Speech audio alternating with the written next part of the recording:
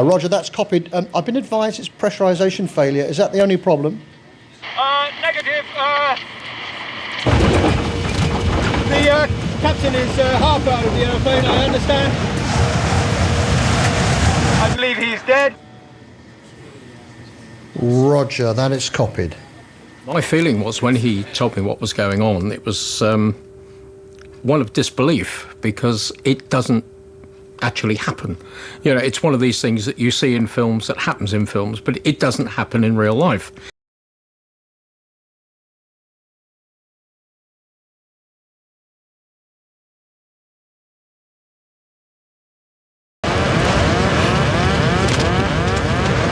Alistair, the co-pilot, is suddenly fighting for control in a 350-mile-an-hour wind. There's no time to think about the captain, who's been blasted out of the window by pressurized air escaping from the aircraft.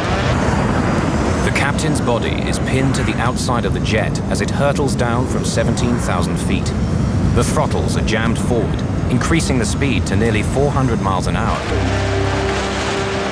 Alistair, who's never flown with this crew before, has to leave them to their own devices and focus on getting the plane to safety. He now has control of the throttles. John and Nigel have wrenched the captain's feet away from the control column. But instead of slowing down, Acheson decides to continue the rapid descent. It will quickly take him out of the way of any other air traffic and take him to a lower altitude where oxygen equipment won't be needed. Staying too long at a high altitude risks oxygen starvation, and this older aircraft is not fully equipped with oxygen for all the passengers on board. The airspeed indicator goes into the red.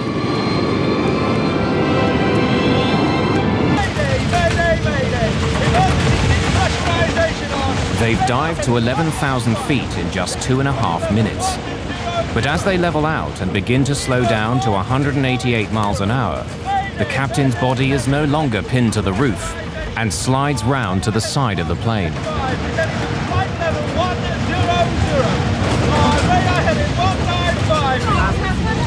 Working his way from the back of the cabin, steward Simon Rogers now catches sight of the chaos in the cockpit for the first time.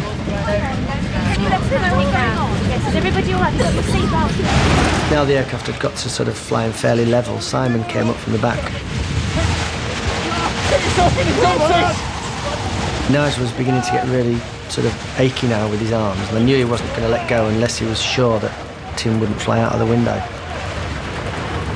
We all had fear in our eyes. We were all worried sick because we thought, you know, either Tim's going to die or we're going to die, you know. That was going through my mind. But it was up to Alistair then, and it was up to us three, Simon and John and myself, to hold on to grim death. All I remember is Tim's arms flailing out. His arms seemed about 6 foot long. And I'll never forget that. His eyes were wide open. I mean, his face was hitting the side of the side screen, but he didn't blink. And I thought to myself, and I said to John, I said, I think he's dead. I think he's dead. And I said, you and Sil have to hold on. I can't hold on anymore. I can't hold on anymore. I've lost the feeling in my arms.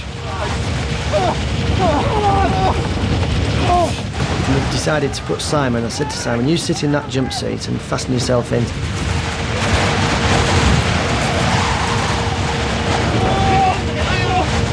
With Simon sitting in the seat, we'd freed Tim's legs from between the control column and the seat.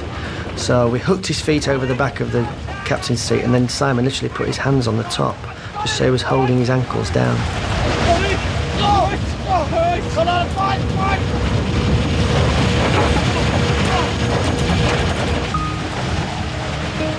Simon and Alistair now faced one of their most difficult decisions: what to do with the lifeless body of the captain.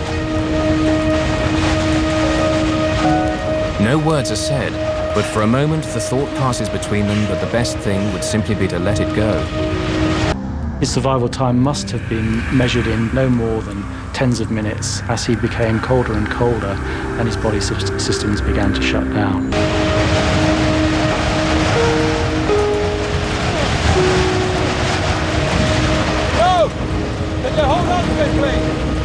Alistair's order isn't simply an act of compassion.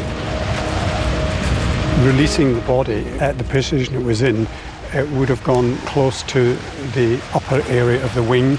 It could have damaged the leading edge of the wing. Had it gone over the wing, it could very well have gone into the engine.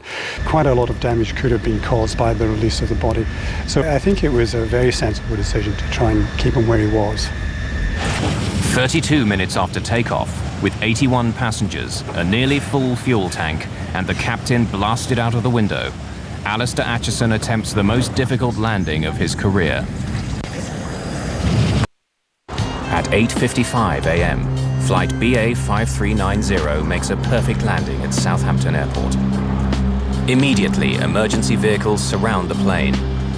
Firefighters remove the body of the captain and lead the passengers and crew away.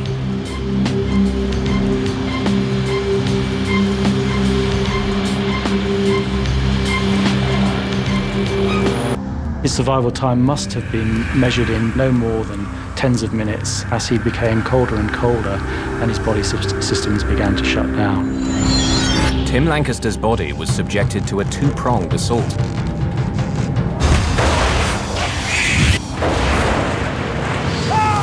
The physical violence that his body suffered being blown out of the plane, and the extreme cold and lack of oxygen at 17,000 feet. Every 1,000 feet of altitude causes the temperature to drop by 2 degrees centigrade. When you go in, you've got to pretend... The captain of that fateful flight, Tim Lancaster, somehow survived his horrific ordeal. There were no fatalities on BA 5390. And by pure chance, the physical trauma he suffered was limited. It included a bone fracture in his right arm and wrist, a broken left thumb, bruising, frostbite and shock. Remarkably, within 5 months, Tim Lancaster had made a full recovery and was flying again. On the ground at Southampton Airport, the search for clues begins.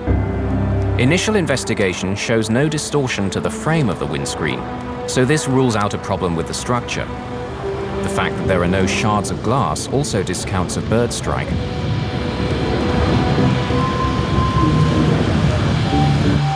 Stuart Culling, senior investigator with the Air Accident Investigation Branch, has little to go on.